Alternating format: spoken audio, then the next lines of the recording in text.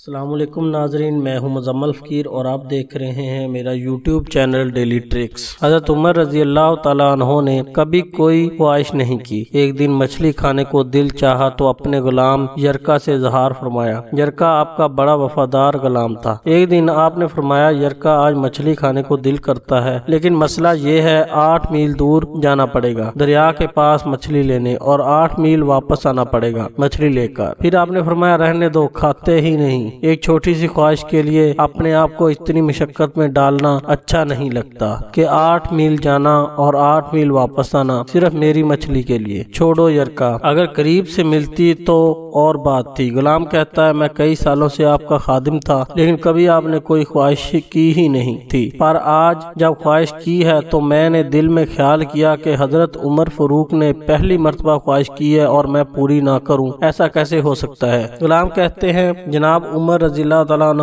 ظہر کی نماز پڑھنے گئے تو مجھے معلوم تھا کہ ان کے پاس کچھ مہمان آئے ہوئے ہیں، عصر ان کی وہیں ہو جائے گی۔ غلام کہتا ہے کہ میں نے حضرت عمر رضی اللہ تعالیٰ عنہ کے پیچھے نماز پڑھی اور 2 رکعت سنت نماز پڑھ کر میں گھوڑے پر بیٹھا۔ عربی نسل کا گھوڑا تھا۔ دوڑا کر میں دریا پر پہنچ گیا۔ وہاں پہنچ کر میں نے ایک ٹوکرا مچھلی کا خریدا اور حضرت عمر رضی اللہ تعالیٰ عنہ کی عصر کی نماز ہونے سے پہلے میں واپس بھی آ گیا، اور گھوڑے کو میں نے ٹھنڈی چھاؤں میں باندھ دیا تاکہ اس کا جو پسینہ آیا ہوا ہے وہ خشک ہو جائے اور کہیں حضرت عمر فاروق دیکھ نہ لیں۔ غلام کہتا ہے کہ گھوڑے کا پسینہ تو خشک ہو گیا، پر پسینے کی وجہ سے گرد و غبار گھوڑے پر جم گیا تھا جو واضح نظر آ رہا تھا۔ گھوڑا کہیں سفر پہ گیا تھا۔ پھر میں نے سوچا کہ حضرت عمر فاروق رضی اللہ تعالیٰ عنہ دیکھ نہ لیں۔ پھر میں جلدی سے گھوڑے کو کنویں پر لے گیا اور اسے جلدی سے غسل کرایا اور اسے لا کر چھاؤں میں باندھ دیا۔ فرماتے ہیں، جب عصر کی نماز پڑھ کر حضرت عمر فاروق آئے تو میں نے بھی نماز ان کے پیچھے پڑھی تھی۔ گھر آئے تو میں نے کہا، حضور اللہ نے آپ کی خواہش پوری کر دی ہے، مچھلی کا بندوبست ہو گیا ہے اور بس تھوڑی دیر میں مچھلی پکا کے پیش کرتا ہوں۔ کہتا ہے، میں نے یہ لفظ کہے تو جناب عمر فاروق اٹھے اور گھوڑے کے پاس چلے گئے اور گھوڑے کی پشت پہ ہاتھ پھیرا، اس کی ٹانگوں پہ ہاتھ پھیرا اور پھر اس کے کانوں کے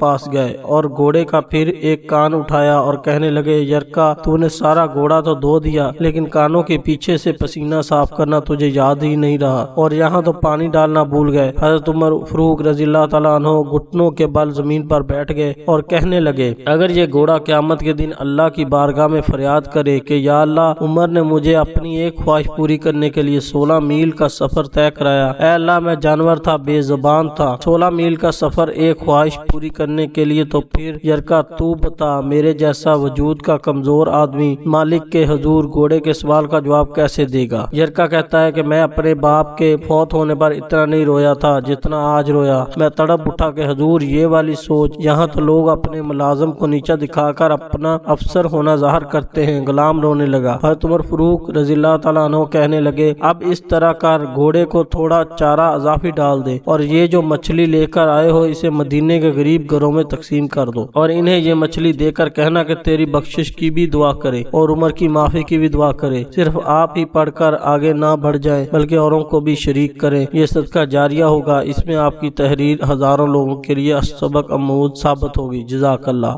اگر آپ کو ہماری ویڈیو اچھی لگی تو ہمارے چینل کو سبسکرائب کر دیں اور بیل کے آئیکن کو دبا دیں تاکہ آنے والی ویڈیوز آپ تک پہنچتی رہیں۔